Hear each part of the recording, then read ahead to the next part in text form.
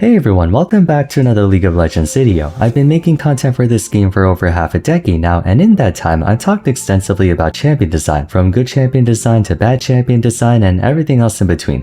One that I don't think I ever went over though is a topic on the absolute worst made champions ever in the history of League. The two that I made so far focused entirely on what was in the game at the time, and while spoiler alert, I do plan to include one of those champions today, if we were to compare them against every single champion now and since time immemorial, relatively speaking I think we have it a lot better these days.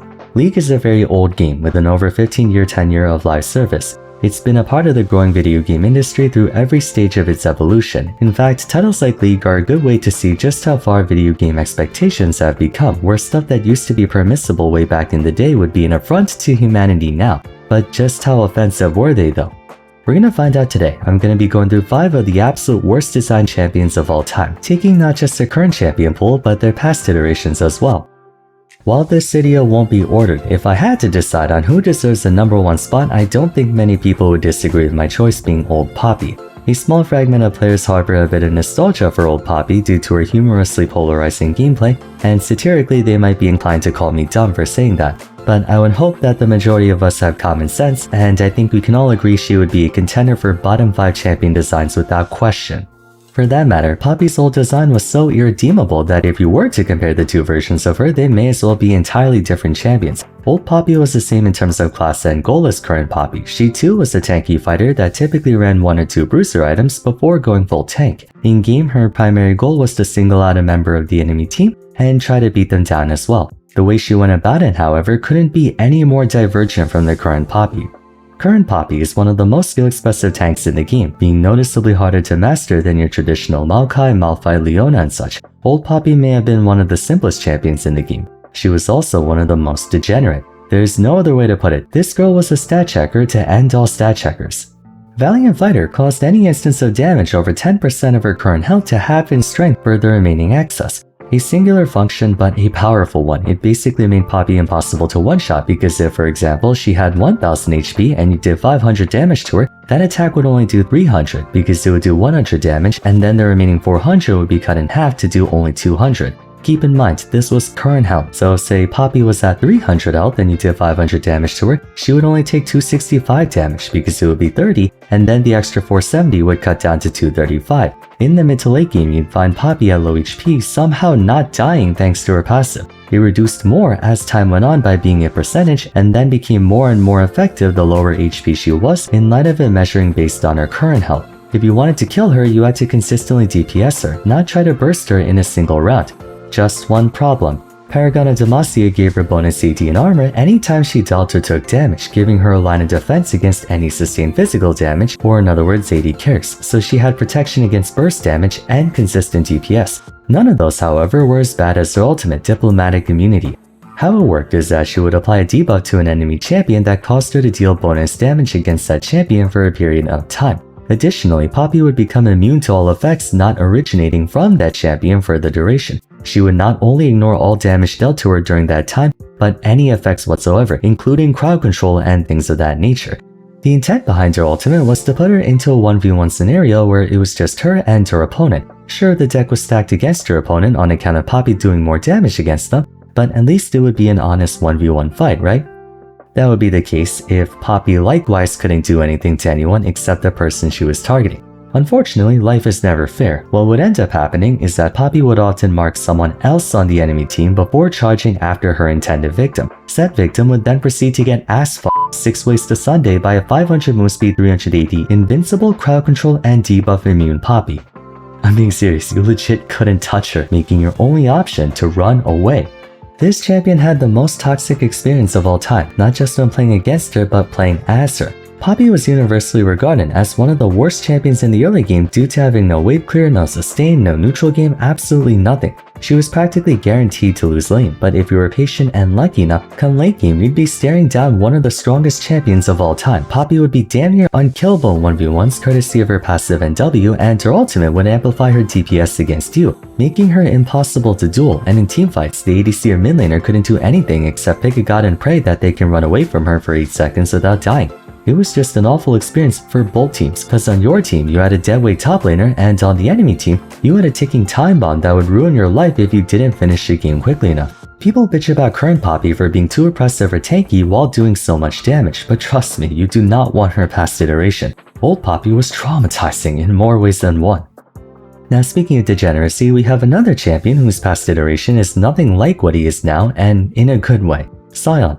Although old Sion was degenerate for an altogether different reason than Poppy, to her credit, each of old Poppy's abilities made sense in the context of each other. It's what they led to that ruined the experience for everyone around her. Sion, by comparison, was a lot more mellow in that he didn't force you into a damned if you do, damned if you don't situation. Rather, his kit just didn't make sense at all. It was as if they had a jar full of random individual abilities they stuck their hand in 5 times and out came Sion. The only way to explain would be to go through each ability one at a time. First, passive, Feel No Pain. Sion had a 40% chance to reduce auto attack damage taken by a flat amount. Now, to be fair, in his defense, that's how passive abilities were back in the day. Usually some kind of stat-related effect as opposed to entire playstyle forming things we have now. Even among his peers though, Feel No Pain was a really lousy ability that didn't scale whatsoever. It was by all accounts an infinitely worse old Poppy passive, and it didn't really have any correlation with his active skills. Cryptic Gaze was his Q, a point-and-click ranged attack that did magic damage and stunned enemies. In a vacuum, this is one of the most powerful abilities of all time, a point-and-click 300 base plus 90% AP, 550 range ability with a guaranteed 1.5 second stun on it. It's an anti-Q that always stuns. Broken. Okay, let's see what else he has. Functionally, Death's Caress is Soul Furnace, a shield that explodes if it manages to hold, only difference being that it doesn't have the health stacking passive nor health ratios. From his Q and W, you might infer that Sion's a weird AP major bruiser of some sort, right? Well, no, because his E and Ultimate are physical. Enrage is a toggle ability that gives Sion bonus AD in exchange for paying a health cost on basic attacks. However, anything he kills while this toggle is active permanently grants bonus health. There's the Soul Furnace passive, it's just on his E. Okay, so now he's supposed to be an auto-attacker. Driving that point home was Cannibalism, a long-lasting steroid ultimate that gave him bonus attack speed and an insane amount of lifesteal, while causing his attacks to heal nearby teammates. On one hand, his Q and W would convince you to build ability power, while on the other, his E and Ultimate want you to build AD. That aside though, when looking at all of Sion's abilities together, other than the lifesteal helping to refund his E cost, nothing in his kit makes any sense with each other beyond their individual merit. I wasn't kidding when I said it's like if you stuck your hand in a jar of random abilities and put them together. It's not that Sion was a toxic champion to deal with, he was just a really thoughtless champion. All he could do was stun you and then walk up and hack you to pieces. He wasn't a tank, nor was he a particularly reliable juggernaut.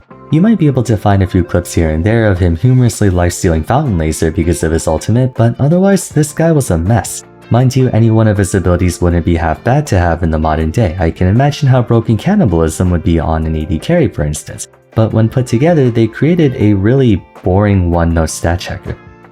Okay, let's take a break from old stuff and fast forward a few years into the future. At one point, many would have given the title of Worst Design Champion of all time to Yuumi, despite having been released in 2019, which by now would be almost 7 years ago. What the f***?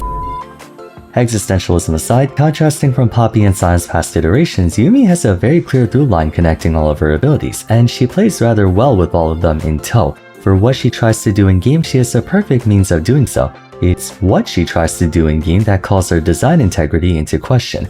Risk management is one of the main aspects to mastering Enchanter supports. How well you can position yourself to be within range of your team to buff and peel them while also keeping yourself out of harm's way so as to not get focused on by the enemy team. Inconveniently, there's no Geneva Convention laws in League. People can and will try to kill the medic. The issue with Yuumi is that she fundamentally overrides that dynamic by allowing her to attach onto an ally and become untargetable, enabling her to provide the full extent of her buffing and supportive utility without exposing herself. More pressing though is that the type of buffs offered by Yuumi when she first came out were essentially force multipliers, wherein she herself would contribute no pressure. Instead, she funneled all of her strength into her companion, not just combining their strengths but magnifying them even further. As anyone who's played Pokemon knows, a level 100 Pokemon can sweep a full team of level 80s or even 90s. Most of that is due to Yuumi offering an increase to just about every possible stat in the game. She gave them a shield, a long-range projectile that can slow enemies, aka chasing power, bonus adaptive force which would then be reciprocated back to Yuumi to make her buff stronger, healing, attack speed and movement speed on her E, and then a massive AoE root on her ultimate. The presumed counterplay for Yuumi was that if you killed her partner and she had no one to dash to, she would die shortly after, rewarding the enemy team with a 2-for-1. However, Yuumi would power up her partner to such an extreme extent that they were the closest thing we had to a literal 1v9 champion. Having lived through the experience myself, you don't know the meaning of helplessness until you fought a pre-rework Yuumi attached to a 6-item Hecarim or Cane by 25 minutes. Truly a force powerful enough to rival Season 3 Kassadin. In essence, it was a catch-22. In order to shut down the carry, you had to kill Yuumi, but in order to kill Yuumi, you had to shut down the carry. While she's no longer the same game-breaking support she used to be, I still don't understand why she's in the game. Her mere existence fundamentally infringes on a core balancing factor of the very class that she represents. Moving on though, we're gonna dive back into old school territory and discuss arguably one of the dumbest champions in the game, who's pretty much a combination of old Poppy and Sion. A poorly constructed set of abilities that could only do one thing properly, but if you couldn't handle that one thing properly, there was next to zero counterplay against it. That would be Yorick. Yorick is League's primary summoner class, a guy who fights by spawning minions to fight for him. Unfortunately for old Yorick, the champion design team took that a bit too literally, by making him do nothing but spawn minions over and over and throw them at you like Angry Birds. All three of his basic abilities had the exact same effect. He would deal damage to the target and then spawn a ghoul that would mindlessly attack the first thing it saw. Omen of War empowered his next auto attack and spawned a ghoul that gave him bonus movement speed while it was alive. Omen of Pestilence was an area blast that slowed enemies and spawned a ghoul with a slowing aura around it. And lastly, Omen of Famine was a point-and-click damaging tool that healed Yorick for a portion of the damage dealt, spawning a ghoul that can heal him with every auto. If it wasn't apparent, the entirety of his gameplay consisted of mashing Q, W, and E off cooldown to relentlessly throw ghouls at you over and over. There was nothing else the guy could do. He had no engage, no crowd control, no combos, or anything. All he could do was deadass keep sending ghouls at you and hope it would achieve something, which usually devolved into a battle of attrition. I mean, there is his ultimate, but that's basically the champion in a nutshell. He would gradually wear you down in lane over and over unless you were one of the rare few with lane sustain back in the day, and then in the mid to late game, it was more of the same thing. Continuously spawn ghouls and let them throw themselves at you in the hopes that that would do something. No playmaking potential, just 30 minutes of chucking bodies at you. Omen of Death was about the only interesting thing from his kit because he could actually use it on one of his teammates as well. For all intents and purposes, it was a combination of Shaco Hallucinate and Renata Bailout in one. An extremely powerful ability, especially if you had like a super fed AD carry, make no mistake, but it was on a champion who couldn't really use it all that well on himself because he had nothing else going for him. If memory serves, old Yorick was I believe the lowest play rate champion of all time in League, and it's not hard to see why. People straight up forgot this guy even existed half the time. Like he perennially had a sub 0.5% pick rate for his entire life before getting reworked. It was a cool premise for a champion, executed horribly even by the standards of old League of Legends. And now for our final worst design champion in League history. I'm gonna give it to Tryndamere. Might be a bit contentious, in fact I know you guys are spamming about a dozen other champions in the comments, but hear me out. I chose Tryndamere for one simple reason. He's not aging very well. Tryndamere is the product of old champion design just like Poppy, Sion, and Yorick were, and yet they haven't really done much of anything to make him better. Even though there are other old champions, Tryndamere doesn't really stand out in a meaningful way. The entirety of his gameplay hinges on getting lucky through crits, at least until he gets 100%, and making himself unkillable to buy him time to auto-attack you. He's basically a slightly less degenerate version of old Poppy, which is still really freaking degenerate.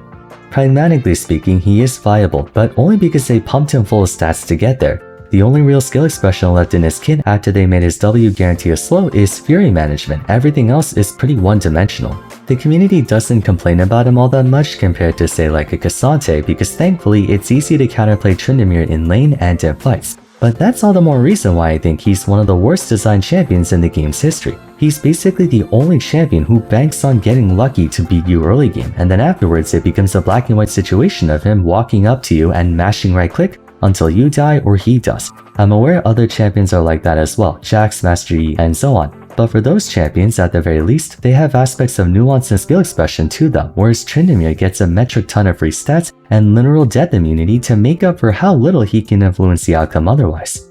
I really hope he's the next target for the VGU project after Shyvana. His gameplay aged quite terribly. It was bad when he first came out all those years ago, and it's only gotten worse over time. If you have to pump a champ full of artificial stats to keep them viable, that just goes to show you the kit itself is a problem. Alrighty, that concludes my video on the 5 worst design champions in the history of League. Again, I recognize there's a hell of a lot more than the 5 I chose right now. I would put Mel, Cassante, and post-rework Akali on there as honorable mentions, but we only had time for 5 at the moment. So let me know in the comments down below what your 5 picks would be, and in the meantime, if you enjoyed the video, I would appreciate it if you'd like to like and subscribe. Don't forget to follow me on Twitter at Vars, join my Discord server, and check out my other champion discussion videos if you haven't yet. But till next time, thanks so much for watching, and I look forward to seeing you again soon. Take care.